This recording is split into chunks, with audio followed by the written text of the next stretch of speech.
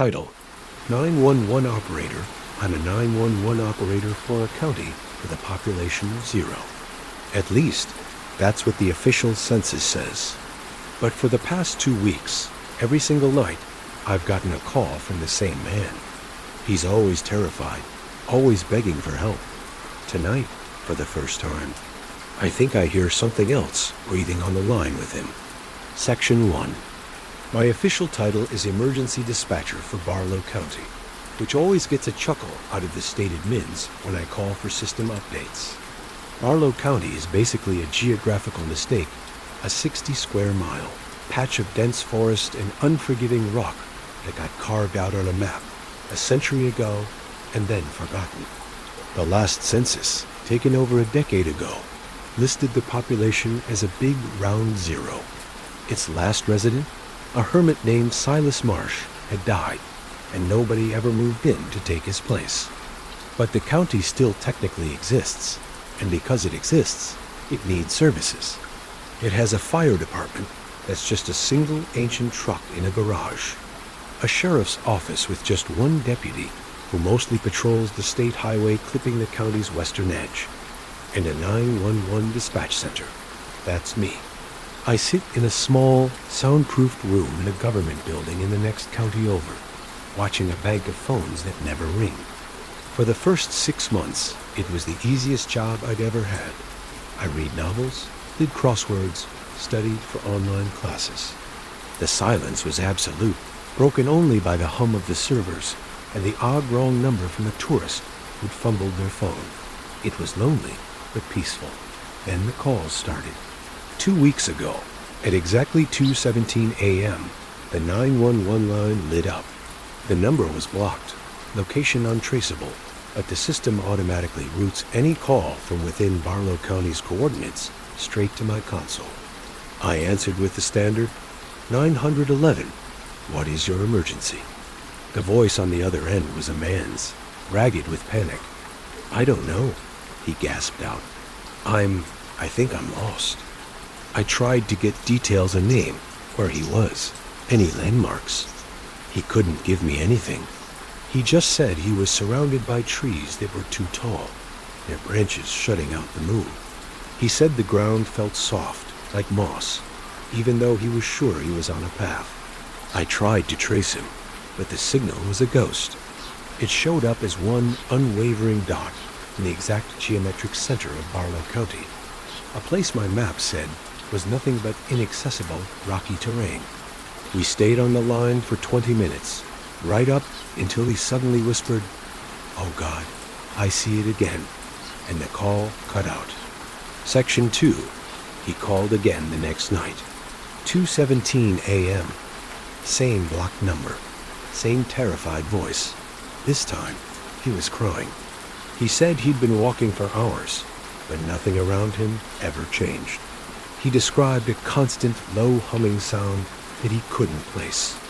He swore he could see lights in the distance, like a small town, but every time he walked toward them, they'd just pull away, keeping the same distance. It was the same thing every single night. 2:17 a.m. A new, bizarre piece of a puzzle I couldn't figure out. One night, he whispered about finding houses, dozens of them, but with no doors. Just smooth, seamless walls of wood and stone. Another night, he was convinced he was being followed. He wouldn't say about what. He just kept repeating, "It doesn't have a face. It doesn't make a sound, but I can feel it watching me. It smells like wet dirt and cold." I did my job. I logged every call. I sent my reports to the county sheriff, a guy named Levins. After the third call, he actually drove out to the location, as close as he could get his truck, and hiked the rest of the way in. He found nothing. No footprints, no broken branches. No sign a person had been there in 50 years. He told me it was probably a glitch, some ham radio operator bouncing a signal off the atmosphere. He told me not to worry about it. But I did worry. The calls felt real. The terror in that man's voice was the most genuine thing I'd ever heard. I started to dread that time of night. The silence in my little booth wasn't peaceful anymore. It felt heavy, like the silence in a tomb.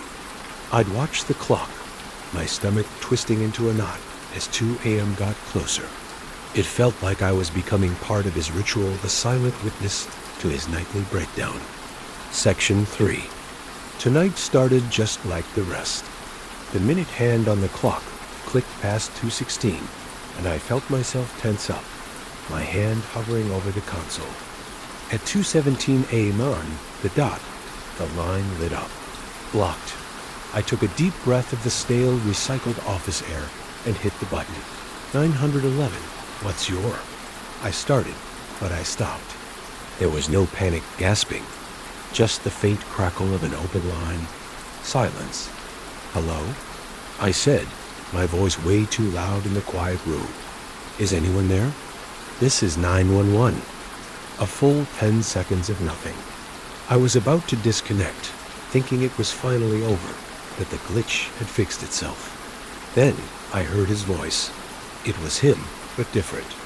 It was a whisper. Not a panicked one, but soft, calm, and resigned. I found it, he said. Found what? I asked, leaning in, pressing my ear to the receiver. Sir, what did you find? Where are you? A house, he whispered. This one had a door. It was unlocked. An icy dread, colder than anything I'd felt before, washed over me. This was different. The rules were changing. Sir, you can't just go into someone's house. You need to get out of there. Tell me what you see. Is there an address? There's a fire in the fireplace, he went on, his voice sounding distant and dreamlike, like he wasn't even listening. It's warm. They left it on for me. Who? I demanded, my own voice starting to shake. Who left the fire on for you? Another long pause. The static on the line seemed to buzz louder. The family, he finally whispered. The family that lives here. Okay, I said, trying to keep my tone professional, trying to pull this back to some kind of reality. Okay, can you put one of them on the phone? I need to speak with them. I can't, he said, his voice completely flat, no emotion at all. They're asleep, all tucked in their beds. A father, a mother, 2 kids. My blood ran cold. How do you know that? I can see them, he whispered. I'm standing in the doorway of their bedroom. They look so peaceful. They look just like my family. Section 4, my heart was hammering my ribs. This was all wrong. Sir, you need to leave that house right now. You are trespassing. Get out of there, and I will send Deputy Blevins to find you. He didn't answer. All I could hear was his breathing, a little faster now. And then I heard it. It was so subtle at first. I thought it was just feedback, an echo of his own breath, but it wasn't. Underneath the man's shaky, human breathing, there was another sound, a different rhythm. It was a slow, deep intake and exhalation. It was guttural and wet, like the sound of a bellows pushing air through mud. It was a sound that was fundamentally, primally, not human. My own breath caught in my throat. The room felt like it had dropped 20 degrees. Sir, I whispered, my voice trembling. Is there someone else in the room with you? The man on the line stopped breathing. Complete silence. Even the static seemed to die. The only thing left was that other sound. That slow, heavy, monstrous breathing. Inhale. Exhale. It sounded closer now, like whatever was making it had moved toward the phone. I waited. 1 second, 5, 10. It felt like a lifetime. Finally, the man's voice came back, a tiny thread of a whisper, right next to my ear. So close, so intimate. It felt like he was in the room with me. It's for you. The line went dead. Section 5. I just sat there, frozen, the dead phone still pressed to my ear. The silence that rushed back in was suffocating. I slammed the receiver down and stared at my console, my mind racing. It's for you. What did that mean? It was a prank. It had to be. A sick, twisted hoax. My hands were shaking so bad, I could barely type to redial the number that didn't exist. Line disconnected, a flat, automated voice told me. I tried to pull up the trace again, but the signal had just vanished from the map, leaving only the empty, green sprawl of Barlow County. I stood up on shaky legs and started pacing the tiny room. It's just a story, I told myself. A ghost story someone is feeding you, night after night. But the fear felt too real. The chill in my bones wasn't just my imagination. And that sound, that breathing, that's when it happened. A shrill, piercing ring cut through the silence. It wasn't the 911 line. It was a different phone. A black rotary-style phone on a desk in the corner. In my 7 months here, it had never made a sound. It was the direct, private line. A relic from an old system, wired to only one other place. The single locked door of my dispatch booth. The ringing kept on, sharp and relentless in the soundproof room. I stared at the black phone. Then I stared at the solid steel door. I'm on the second floor of a secure government building. The main doors are locked until 6 a.m. No one can get in. But it was 2:24, and the phone that connected to my door was ringing. I'm alone in a county with a population of 0. But I don't think I'm alone in this building anymore. The phone keeps ringing. And I think, this time, the call is really for me. If you have a story that you believe needs to be heard, you can submit it to the email in the description below. Sometimes, the scariest thing in the world is a voice on a phone and the questions that never get answered. For more stories that explore the darkness on the edges of our maps, make sure you subscribe and turn on notifications. You never know who might be calling. Title: The parking structure at exit 41 is a one-way trip. The parking structure at exit 41 is a one-way trip. Okay, this has to be some kind of sick joke. This isn't funny. I've been down this exact same ramp 4 times now. 4 times. The exit was right there. I know it was.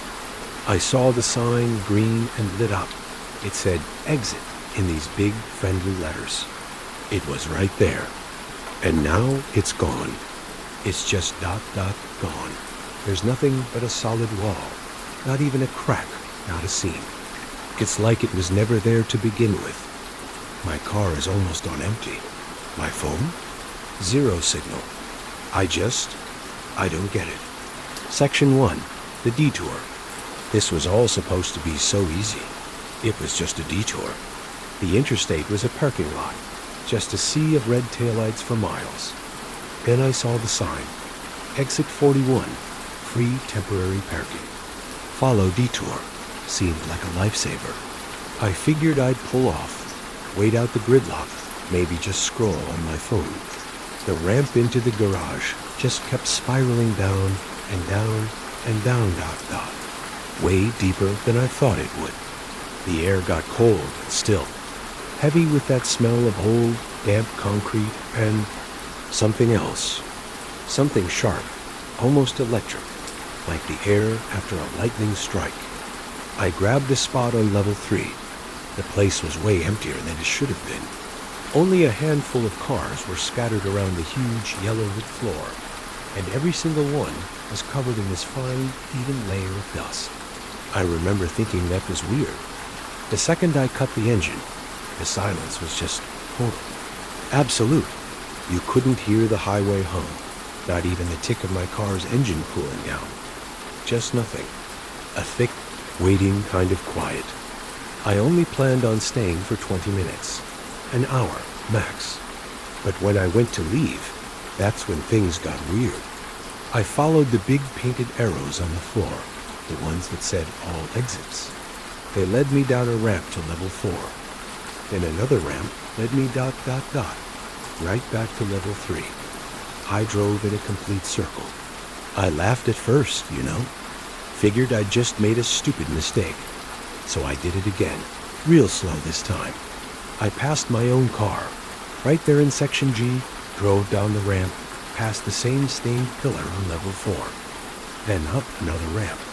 And there it was again, my car. Section G, level 3. It was like the laws of physics, of how a building is supposed to work, just didn't apply anymore. That's when the fear really hit me. This place wasn't just confusing, it was wrong. The signs for the stairs were all painted over. I found an elevator, but there were no buttons inside. Just a smooth, blank steel panel. I just kept driving until the gas light blinked on, my heart pounding in my ears. Every turn, every ramp, just a loop that spit me back out right here. Level 3, Section G, and that big green exit sign I saw coming in. I never saw it again, not once. Section 2, the architecture of a cage. My car's been dead for a while now. I'm on foot. And this place, it's bigger than it has any right to be. I've been walking for what feels like hours, trying to mark my path with a little piece of gravel I found. But my marks keep disappearing. I'll scratch a big X onto a pillar, walk down a level, come back up what I think is a different ramp, and the X is just gone. The concrete is smooth, like I was never there. The thing is, the garage isn't just sitting here. It's changing, slowly, when you're not looking. The painted lines for the parking spaces. I swear they were angled a few hours ago. Now they're straight. I'm sure of it. And there's this hum now. It's not the buzz from the lights. It's deeper, a thrumming from inside the walls, like some massive, hidden engine is running, rearranging the maze around me. Then I heard the voice. I think it was yesterday. A crackle from the PA system, which I would have sworn was broken. It was a calm, automated voice, like at an airport. It just echoed through the garage and said, "Level 2 is now level 4. Please rotate accordingly." Rotate? What the hell does that even mean? I found the car, a little red hatchback, so caked in dust it looked gray. It had to be a model from the 90s. There was a parking ticket on the windshield. I wiped away years of grime to read it. The date was from 1998, 27 years ago. My blood went cold. Was this a joke? Some kind of sick prank? Or was it a warning? I peeked inside the car. The seats were empty, but I swear, for just a split second in the rearview mirror, I saw a face in the back seat, watching me.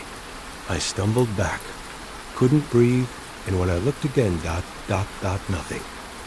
Just an empty, dusty car. A tomb. Section 3. The residents, I'm not alone here. I've seen them. At first, they're just shapes in the distance, down a long concrete hall. They vanish if you try to get close. But yesterday, I finally ran into one. A man in a faded business suit, just standing by a stairwell door, staring right at the wall, holding a briefcase. I called out to him. My voice was so loud and wrong in the quiet. He didn't turn. I walked closer, real slow. "Hey," I said, "do you know the way out?" He turned his head with this slow, almost mechanical motion.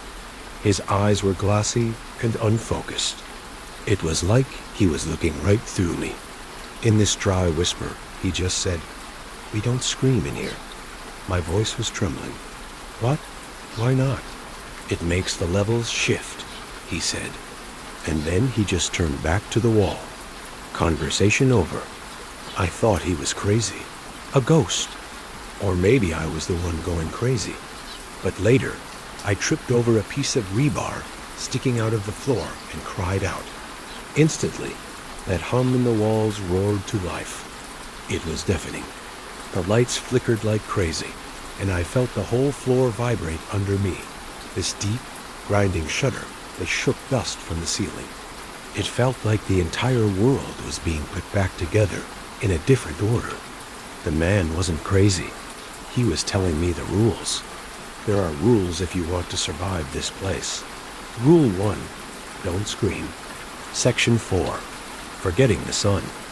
How long has it been? I have no idea.